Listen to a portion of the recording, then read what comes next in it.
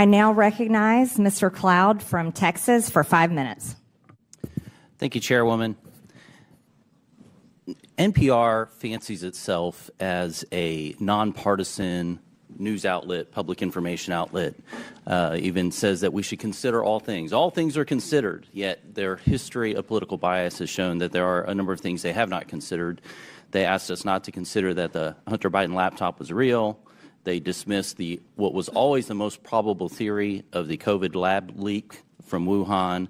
They interviewed Russia collusion hoaxer Adam Schiff 25 times, who claimed to have a vault of information in his office leading to the impeachment of President Trump, which, of course, we now know was all fraudulent.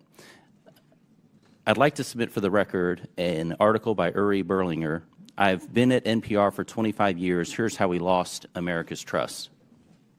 Without objection. So NPR, unfortunately, has lost much of the audience that they used to have, and now they have a very partisan audience because of this. Who do they bring in to fix it? They bring in Ms. Maher, who has a history of commentary of promoting Marxist ideology, including critical theory.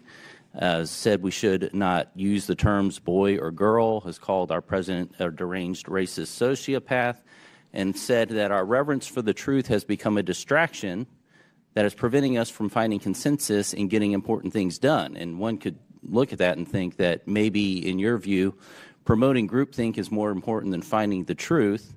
I thought we liked diversity of ideas, especially, and that as an online encyclopedia that you used to manage, activism was more important than accuracy.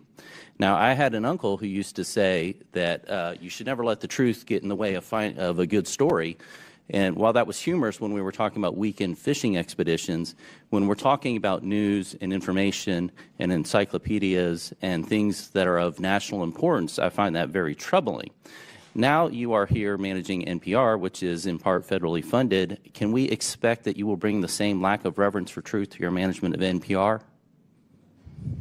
Thank you, Congressman. First of all, I do want to say that NPR acknowledges that we were mistaken in failing to cover the Hunter Biden laptop story more aggressively and sooner.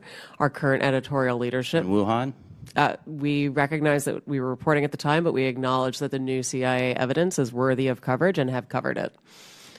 What have you done to clean up the bias before? You mentioned I wasn't there for that. What are you doing to clean up and make sure that we have...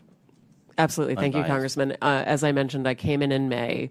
Mr. Berliner published his story 2 weeks into my tenure regarding stories that had happened prior. I wish that I had had the opportunity to speak with Mr. Berliner. I would have loved to have had him engage and come back to us with some suggestions as to what we could do editorially in order to address what he perceived as bias. Now you've had a long history, including the thing that I mentioned about lack of reverence for truth. And how reverence for truth, you've even talked about the First Amendment kind of getting in the way of what you wanted to get done. And then you're wanting us to believe that NPR is now taking this non-biased approach. I mean, where was the come to Jesus moment for you, I guess, that has turned you around and that we can trust the American taxpayer dollars with your leadership of NPR? I so appreciate the opportunity to perhaps clarify some things. My talk about truth was really referencing the way that people use truth to refer to belief as opposed to facts. And my encouragement was that we focus on facts. With regards to the First Amendment... That's not what your comment said. Your comment said that truth was getting in the way of getting things done and that you were prioritizing what you wanted to get done over truth. And that's really unfortunate. I want to go to a different context because you're allowed to have your political opinion. Any news organization should be going after the truth. That's what we want and expect out of news organizations. But certainly a media platform can have whatever opinion it wants in a free society. The question before us today as a committee is whether or not the taxpayers should be forced to pay for this kind of thing.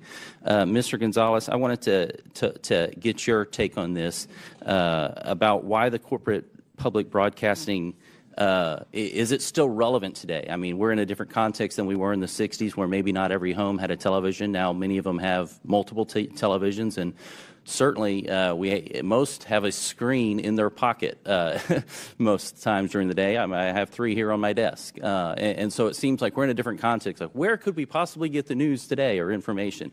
Could you speak to the importance or lack thereof of the Corporation of Public Broadcasting in the context of where we are today in society. Yeah, right. When it came on after the passage of the 67 Public Broadcasting Act in the early 70s, there were only 3 networks. We had Cronkite, Reasoner, and the other guy. And PBS added by a third the number of networks that we had. That's not the case today. And as far as education, which has been diminished, and by the way, I believe that Sesame Street was sold to HBO 10 years ago. But as far as the educational value, we have an unending stream of educational content online.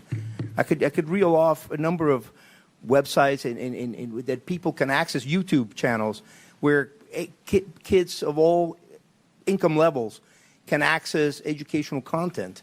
So, but basically, as I said in my testimony, it goes back to the basic unfairness that conservatives for 50 years have been saying, but you're completely biased.